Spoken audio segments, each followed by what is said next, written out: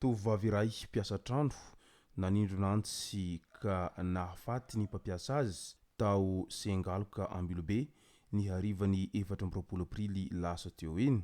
Ka nipitsipitsiny mahakasika an'izay ny fakafakena amintsika atao anatin'ity video ity ka manasantsika rehetra anaraka an'ity video ity hatramin'ny farany. Aza dino ny milaiky ny video antsika ary tsarovatra trany miabone amin'ny chaîne antsika mba ahafahanareo manaraka tsy tapaka ny video zay lefa nahita isan'andro. Tsy ampendrela mo isika fa avy hatrany tonga de vavany ndao ary.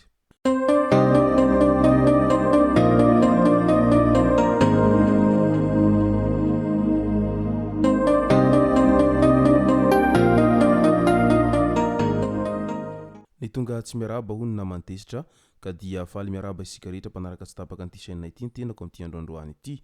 Arakan'izay efa natsipiko zay dia ny mahakasika ny raharaha izay nahafatesany tovovavy iray ny mpampiasa an-trano azy tany Ambilobe no tena iompanantsika atao anatin'ity video ity.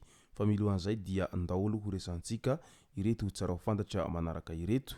Nahiditra amponja vonjomaika ao am-pasipotsy Fenoriovesta ny alarobia lasa teo iny ity lehilahy ity satria sady nangalatra moto izy no nikastanana ny tompony ilay moto ka taorian'izay rehefa nandre an'izay resaka halatra sy fikasihan-tanana izay ny mpitandron'ny filaminana tany an-toerana dia avy hatrany nandray ny andraikiny ka izao nahatonga azy nahiditra amponja vonjomaika ao am-pasipotsy Fenoriovesta izao mba hanaovana fanadihadiana mahakasika an'ity raharaha halatra sy fikasihan-tanana ity. Lehilahy iray izay namaky tranombarotra indray tao Mananavaratra ny 20 Martsa lasa teo iny no voasambotra ny polisy-pirenena ny alarobia lasa teo iny.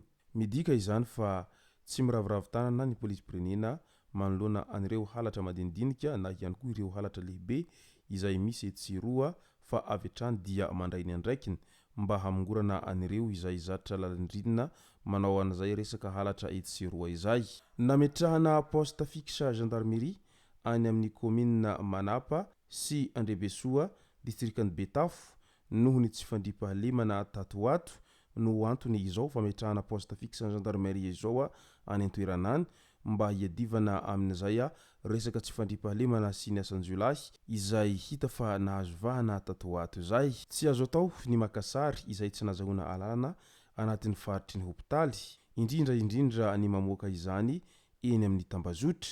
Raha mahita tranga tsy fanarahan-dalana ao amin'ny hopitaly ianao dia tokony manatona ny tompon'andraikitra fa tsy makasary sy mailaka hamoaka izany eny amin'ny Facebook. Io raha hazavaina ny fampatsihivana nataon'ny directeur régional de la santé publique teny Itasy tamin'iny androny omaly iny. Efa noresantsika ihany ny mahakasika an'ilay halatra caméra de surveillance tamin'ity herinandro ity. Tsy niandrela akory ny polisy fa avy hatrany tratra sahady ilay raikalahy tamin'ny ilay nangalatra ny caméra de surveillance. Taorian'ny fikarohana sy angom-baovao izay samihafa niampy ny paikady napetraky ny polisy avy ao amin'ny komisaria ny Sotry dia nahitambokana izany satria voasambotra tamin'iny androny omaly iny ny raika tamin'ireo jiolahy izay nangalatra caméra de surveillance teny Isotry tamin'ny androny afakomaly tokony tamin'ny 3 ora maraina tany hoany. Nahitana tablety misa 2 sy finday 10 tany amin'izy ireo nandritra ny fisamborana izay mbola ahina fa entana halatra avokoa io tablety sy ny finday 10 izay tratra tany amin'ireo. Nandritra ny fanadihadiana atao amin'ny bureau police dia nisy olona lasibatra tamin'ny fanafiana ka nanamafy fa isan'ireo jiolahy izay nandroba azy niaraka tamin'ny fitaovam-piadiana ny 17 Janoary 2024 teo amin'ny tetezan'ny Bekiraro ihany koa ity olon-dratsy izay tratra nangalatra caméra de surveillance ity. Ka noho izay dia mailmail ihany isika fa tsy kely lalana ny ratsy amin'izao fotoana izao fa itsy andaniny kosa ny polisy-pirenena izay miezaka manao aintsozavatra andro manalina mba hamongorana faraka izay haingana ireo rehetra minia manao an'izay resaka asa ratsy indrindraindrindra eo amin'ny resaka sintomahery sy ny halatra madinidinika na ihany koa ny halatra vaventy ary ihany koa ny fanafiana mitampiadiana itsiroa izay tsy andefitra amin'izany ny polisy fa izay rehetra manao an'izany ka tratra dia tsy maintsy ho faiziny lalàna ary ihany koa omena sazy izay sahaza azy. Loza Mahatsiravina tao Mantasoa distrikany Manjakandriana ny talata lasa teo iny. 3 lahy latsaka andrano tsy afaka nanomboka avy hatrany nefa ny fikarohany. Ny ampitso maraina vao nirotsaka Antsehatra ny ekipany mpamonjy voany. Fahitana ny razana tamin'ny 7:12 minitra ilay voalohany, tamin'ny 7:30 minitra kosa ilay faharoa ary tamin'ny 4:12 minitra kosa ilay fahatelo. Lehilahy avokoa ireo niara-mbona ary mipirahalahy ny roa fa ny mpamily fiara ny iray.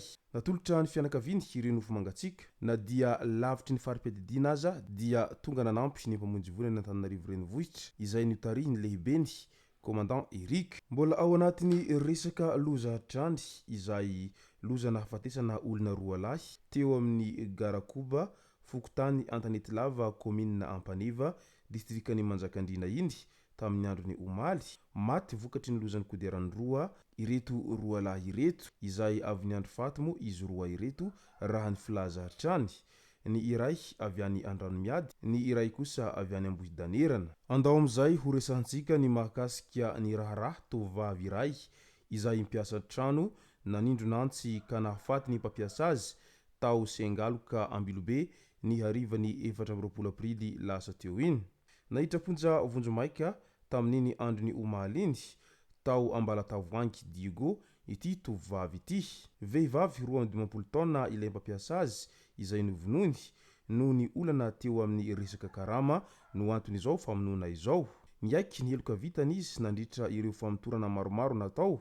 Niainga tao amin'ny zandary Ambilobe hatrany amin'ny zandary Antsiranana moa ny famotorana izay natao azy ity. Nambarany fa karama no fototra ny olana izay nampifamaly azy mianaka. Farany dia notsondrominy tamin'ny antsy ilay Ramatoabe.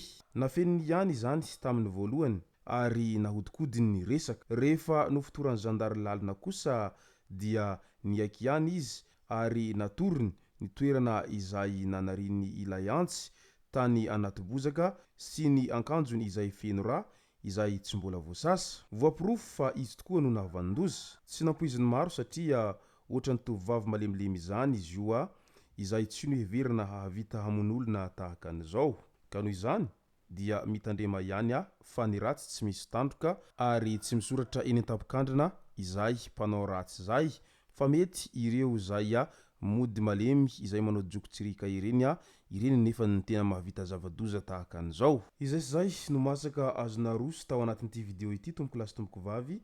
Misaoratsika rehetra nanaraka an'ity video ity hatramin'ny farany. Azadino ny milaiky ny video antsika ary tsara voatrany ny miabone amin'ny chaîne antsika mba ahafahanareo manaraka tsy tapaka ny video zay lefa nahito isan'andro. Tompoko lasy tompoko vavy mankasitraka dia mirary soa.